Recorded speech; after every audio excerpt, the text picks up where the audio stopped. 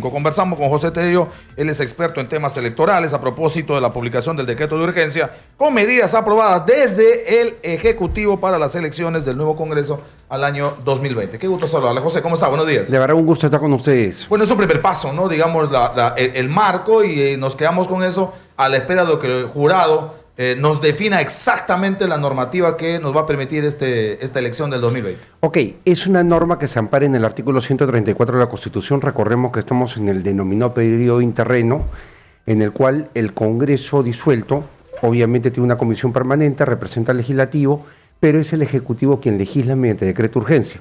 Normas que son de carácter económico. Entendamos cuál es la naturaleza del decreto de urgencia. Tiene rango de ley, es de carácter económico y normalmente de carácter perentorio por un año. Son medidas excepcionales que adopta el Ejecutivo y que normalmente son, obviamente, validadas o no por el Poder Legislativo si éste está en ejercicio de sus funciones. Hoy en día, estos decretos legislativos, oportunamente, cuando el Congreso electo en enero se instale, va a tener que dar cuenta pues, de todo eso. Pero como usted dice, José, se refiere a temas de índole, digamos, otorgamiento de recursos, ¿no es cierto? Pero excepcionalmente ahora, dado el periodo interreno y la necesidad de un marco legal. A ver, el marco legal existe, lo que pasa es que se requiere la precisión legal para que los organismos electorales, de acuerdo a sus competencias, pero puedan lo que regular. no se entiende es por qué el Jurado Nacional de Elecciones se demora tanto en establecer definiciones, porque... Es decir, los partidos deben proceder a la elección de sus candidatos y realizar todos los procedimientos que la ley manda. La pregunta es, ¿se validan o no se validan los cambios que se han producido en la legislación electoral? Porque el artículo 134 dice literalmente, el decreto de disolución del Congreso se refiere, contiene la revocatoria de elecciones para un nuevo Congreso. Dichas elecciones se realizan dentro de los 4 meses de la fecha de disolución. Digamos, el Ejecutivo, el presidente ya cumplió con esa exigencia, pero dice además, sin que pueda alterarse el sistema electoral preexistente. Ahora, ¿cómo se interpreta esto? A ver, hay que interpretarlo en un sentido amplio para viabilizar una elección que se tiene que llevar a cabo en 4 meses o exactamente 118 días. Punto 1. Punto 2. La normatividad existe. La gran discusión es, ¿aplicamos o no lo aprobado en el mes de agosto? Porque mucha gente tiene dudas al respecto. Creo que el jurado va a ir por la intangibilidad normativa, que está prevista en el artículo 4 de la Ley Orgánica de Elecciones. O sea, me quedo con el sistema electoral y con la normatividad electoral hasta un año antes de la realización del proceso. Las mismas reglas de la elección 2016. Correcto, pero también entendamos una cosa. El Congreso pasado ha generado una serie de problemas, y hablamos del Congreso ya disuelto, una serie de problemas legislativos, porque han legislado mal. Esta norma, por ejemplo, contraviene el artículo 109 de la Constitución. ¿Por qué? Porque establece una vacatio de leyes o una inaplicación de norma. Y eso, de acuerdo al artículo 109 de la Constitución, se hace específicamente en el cuerpo normativo, o sea, la norma que, digamos, se va a inaplicar temporalmente. Si uno lee las 4 leyes que han salido en el mes de agosto, advierte que 3 de ellas no tienen ninguna vacatio de leyes. En consecuencia, bajo la teoría de los hechos cumplidos, que es lo que rige con la Constitución 93, se debería aplicar desde el día siguiente de su... Eso es lo que dice, que se claro, aplica desde el día siguiente de su publicación. No contraviene el 134, ¿por qué? Porque el 134 habla de que no se puede alterar el sistema electoral después ya de iniciado este proceso de disolución y la convocatoria de elecciones nuevas. Claro, pero hay algunas reglas de las modificaciones, o sea, eso por lo que entiendo. ¿Se podrían aplicar algunas modificaciones? Algunas, y ahí tienes... Pero hay otras que no, por ejemplo, esta que se refiere al plazo de un año. Totalmente. Lo que ocurre, por ejemplo... Pero ¿cuáles sí, si se pudieran enumerar, cuáles sí se pueden aplicar y cuáles no? De inmediato el Jurado Nacional de Elecciones, con la resolución 150-2019 que dio la semana pasada cerrando el padrón electoral, advirtió que ya no se pueden aplicar, por ejemplo, el año para el cierre del padrón electoral y los 270 días para la convocatoria. Es imposible. Ya se cerró el padrón. No, y no se puede. Entonces, ¿qué se podría, por ejemplo, llevar adelante? El tema de la cancelación de la inscripción de los partidos políticos, el registro. No se podría llevar adelante el tema de las elecciones internas, es imposible. O sea, como está regulada la nueva normatividad, es inviable. Entonces, lo que se podría dar es la posibilidad de que se incorporen algunos elementos de esta última reforma y no haber impedimento legal ni constitucional, sobre todo para hacerlo. Pero también hay que ser bastante claro. El Jurado Nacional de Elecciones tiene que optar por una seguridad jurídica y por un nivel de estabilidad del sistema. La elección es muy corta como para enfrascarnos en cuestionamientos en días, semanas, que la verdad le van a jugar muy en contra a toda la legitimidad del Por proceso. ejemplo, el asunto de los candidatos con antecedentes, que en proceso hay una normativa ahí que ha variado, que establece que incluso cuando tengan sentencia en primera instancia. Qué buena pregunta que hace ¿Esa, por Manuel. ejemplo, rige o no rige? No, porque está pendiente una segunda votación, es una Eso es reforma cambio constitucional. Claro, claro que sí. Entonces ahí nos vamos a tener que limitar a la normativa anterior con la que elegimos alcaldes y gobernadores regionales el 18. El Jurado Nacional de Elecciones, reitero, creo que va a ser en ese sentido cauto y mantener, digamos, las reglas preestablecidas. ¿Por qué? Porque le daría, digamos, un nivel de tranquilidad, porque son reglas conocidas. Ahora, implementar las nuevas normas podría hacerlo. O sea, no existe impedimento alguno para que lo haga, pero sí, obviamente, hay que respetar la cautela que pueda tener ellos en el desarrollo. En esa consideración, todos pueden ser candidatos. O sea, podría ser candidata Humala, podría ser candidata Keiko Fujimori, podría ser candidata Susana Villarán, podría ser candidato Antauro Humala, no sé exactamente. Pero recordemos una cosa. A ver, en el caso de Antauro tiene sentencia, ok. Claro, Sí, es tiene una sentencia. sentencia, Y es por más, eso. claro, o sea, él Pero tiene todos que los que cumplir están su en proceso de sentencia. expedición, por caso Lavallato, por ejemplo, Podría. todos, absolutamente todos estarían expeditos, podrían llegar al Parlamento O sea, y a porque partir de ahí el podría tener impedimento, inmunidad. según la legislación anterior, es que tengan sentencia. Tú lo has firme. dicho. Sentencia, firme. claro, sentencia. Consentida. Y no, el régimen, por ejemplo, de prisión preventiva no enerva esto. No, o sea, claro, o sea, podría No. postular técnicamente, no hay ningún Por eso problema. podríamos tener a Susana y a Keiko postulando. Lo que sí, y esto sí me permito aclararlo, son cuerdas separadas. Entonces, si por ejemplo la señora Keiko Fujimori postula, el hecho que salga electa no haría que, por ejemplo, salga de prisión. O sea, tiene una prisión preventiva y se tiene que cumplir el mandato judicial. ¿Y qué pasa con su inmunidad ahí? Ese es un tema muy cuestionable que habría que verlo en su momento, pero en principio Tendría podría que ser llegar. electa, ¿no? Pero además ¿Tendría también que pedir recordemos. permiso al Congreso y todo lo demás o no? Pero recordemos este tema de que existe un mandato preexistente. O sea, Ok. ella está en una Con prisión eso entra preventiva. ella. Claro. Entonces, habría que ver en su momento, pero hay que tener en cuenta algo que también es importante. Ningún derecho es absoluto. ¿Va?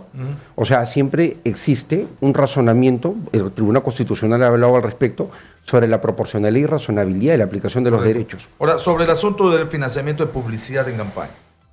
¿Se va a seguir aceptando la normativa pasada o solamente la publicidad estatal? Eso sería algo interesante que se dilucide. No, pero Debería, eso sí es dilucidar. posible, claro, se podría. Igual que la cancelación de partidos. Pero eso ya está vigente, o sea, eso estaría vigente. Es claro, no con el plazo de un año, pero no necesita reforma constitucional ahí, ¿no? No. Y aparte el está jurado vigente. podría fácilmente para decir, a partir de este proceso electoral de elecciones del 2020, ningún financiamiento de campaña para efectos publicitarios puede venir de fuente privada, sino solo del Estado. Por ejemplo, a ver, vayamos nuevamente. Creo que el jurado, por un tema de cautela y por el proceso tan rápido, no va a implementar así nomás normas recientemente dadas. Pero repito, podría hacerlo y de hacerlo tendrían que ser las normas que se ajusten a este proceso. Una de ellas sería esta, por ejemplo. Ahora, es decir, este tema de si no participas pierdes la inscripción, sí podría aplicar. Sí podría aplicarlo, ¿sí? Claro.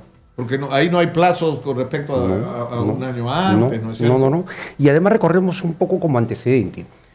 Sí, pero El te pleno- pueden argumentar el asunto de que, mira, tenemos poco tiempo para hacer nuestro asunto de elección interna, convocatorias, vencimiento de plazos de directivas regionales, de los comités regionales, nacionales, de los comités electorales, y en 3 meses no me alcanza. Mira, te voy a decir una cosa. Una respuesta en dos escenarios. El escenario legal es, la norma se aplica desde el día siguiente de su entrada en vigencia. O sea, estarían obligados. Y punto 2, político y quizás hasta un poco coloquial como para que lo puedan entender nuestros oyentes y por lo menos a un poco a la mañana.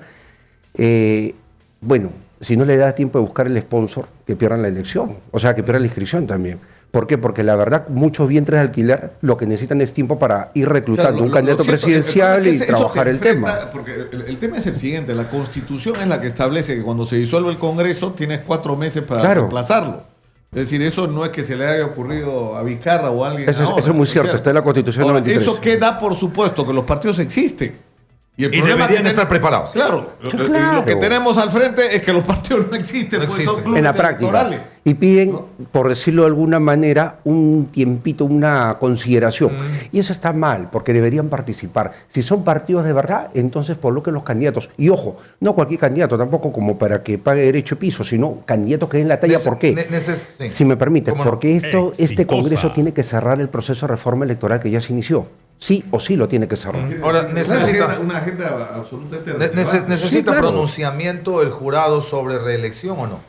Tiene que pronunciarse, mire, lo normal es que se pronuncie cuando ya llega un expediente, en este caso sobre el proceso de una candidatura, ok. y se pronuncia en el proceso. Pero dada la naturaleza del mismo, que es de tan solo 118 días, podría, mediante un acuerdo, quizás establecer cuál es su posición al respecto. Según tu razonamiento, ¿debería haber reelección? ¿Podrían reelegirse los 130 o algunos de los 130 del disuelto Congreso a este Parlamento para completar el periodo del 28 de julio? Para este ¿Podrían? sí, efectivamente, porque no hay un impedimento expreso, porque el periodo debe entenderse como el quinquenio. Y si hay un impedimento claramente marcado, definido para el 2021-2026. O sea, según su razonamiento, podríamos tener un Podría disuelto ser, en el Congreso. Ahora, esa duda la tiene que, porque es una duda, ¿no? Lo tiene que aclarar el resolver el jurado en las Claro, elecciones. claro que sí. Ellos tienen las opiniones de los especialistas y demás entendidos. Es irrelevante respecto a lo que diga el Ahora, jurado. tenemos dos cosas que podrían complotar con este mecanismo, con este proceso electoral. Es el asunto de las denuncias que están presentando personalmente algunos congresistas. Lo ha hecho Marisol Espinosa, lo está haciendo el señor Neira, que es este tema de el amparo, ¿no? Por el asunto de su condición de disueltos. Y el otro, que en algún momento, no sé si llegará, pero puede llegar, el asunto del debate competencial. Claro. ¿Qué ocurre si existen en ambos casos pronunciamientos respecto a que la disolución no estaba bien hecha? A ¿Qué ver. pasa si ya estamos sobre el caballo? ¿Qué pasa si nos faltan 5 días para las elecciones? ¿O qué pasa si esa decisión termina siendo favorable para ellos, para los disueltos, cuando ya hemos elegido Congreso? Esa pregunta que haces es muy interesante y justamente acá en Exitosa lo hemos conversado anteriormente. El amparo electoral no existe. O sea, me refiero al amparo que puede tener el cronograma electoral, no es viable. O sea, el propio Jurado Nacional de Elecciones, desde el año 2005, Lizana Puelles y otro tipo de precedentes vinculantes, de carácter vinculante, ha determinado, perdón, me rectifico, el Tribunal Constitucional, el Tribunal Constitucional ha sentado precedente, es un precedente vinculante, de que no se puede interferir con la elección, o sea, el cronograma no se toca, de que pueden darle la razón al afectado e indemnizarlo es muy distinto, pero el cronograma no se detiene porque tiene que haber elección y tiene que haber autoridad electa, ¿ok? Ese es un punto. Y otro punto importante, bastante importante de tener en consideración es, si se da el hecho de la demanda competencial, y esta, digamos, sale favorable para el Congreso, es una situación sui generis que habría que ver cómo termina finalmente. Correcto. Porque en este caso es una cuestión totalmente distinta al amparo. Ya. El amparo está claro, no va a detener cronograma, no va a tener la Pero elección. el asunto competencial es probable. Habría que verlo porque es un tema muy, muy escabroso. O sea, eso sí es totalmente nuevo. Muchas gracias a José Tello, experto en temas electorales, por Gracias. estar con Gracias, nosotros. Y José. seguimos a la espera del Jurado Nacional de Elecciones. ¿Ya? Bueno, pero yo creo que el Esperemos. jurado esperaba esto, porque si uno lee el decreto autoriza, dice exactamente, se autoriza a los órganos electorales a emitir reglamentos, normas y Exitosa. demás disposiciones que resulten necesarias para los comicios. Esta semana es muy probable que tengamos eso. novedades. Yo entiendo que el jurado Sí. estaba esperando esto y si este decreto le autoriza, entiendo que a partir de hoy queda expedito el jurado para emitir las reglas de juego de este proceso electoral. Y ya debe Ojalá tener- lo haga pronto, ¿no? Sí, si me permiten, ya debe tener ya el tema avanzado, como Yo para creo. sacarlo esta semana por el Se tiempo. supone. Sí. Por supuesto. Nos vamos a la pausa, volvemos con más. Esto es Exitosa, la radio del Perú 95.5 de la FM en Lima. Volvemos.